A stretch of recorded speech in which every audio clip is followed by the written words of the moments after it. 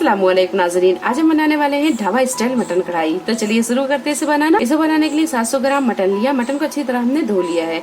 तो मटन में हम कुछ मसाले मिलाएंगे और मटन को 70 से 80% गला लेंगे और बाकी का जब हम मसाला भूनेंगे तब ये गल जाएगा। मटन को हमने 70 से 80% पका लिया है, ये देखिए। अब इसमें जो पानी है इसे हम फुल फ्लेम पर रखकर सुखा लेंगे। मटन का जब पानी थोड़ा सा सूख जाए तो इसमें हम डालेंगे हरी मिर्च। तो यहाँ हमने 3 से 4 हरी मिर्च ली, इसे बड़े बड़े पीसों में काट लिया।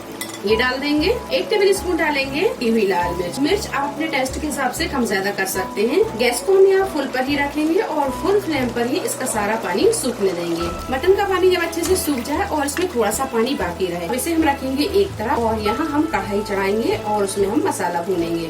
कढ़ाई में डालेंगे हम 2 बड़े चम्मच ऑयल, हाफ टी स्पून जीरा और 1 मीडियम साइज की प्याज, इसे हमने पतला काट लिया है, ये डाल देंगे।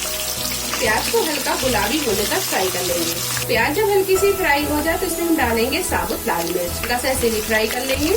गैस को करेंगे हम यहाँ थोड़ा स्लो और इसमें डालेंगे हाफ टी स्पून लहसुन का पेस्ट, हाफ टी स्पून अदरक का पेस्ट, 2 टेबल स्पून भुना कुटा धनिया।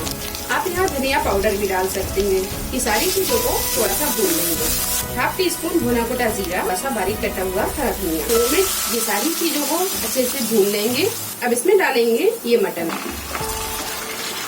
2 टेबल स्पून के करीब डालेंगे दही। तो गैस को हम यहाँ मीडियम पर रखेंगे और मीडियम पर रखकर ये सारी चीजों को थोड़ी देर भून लेंगे।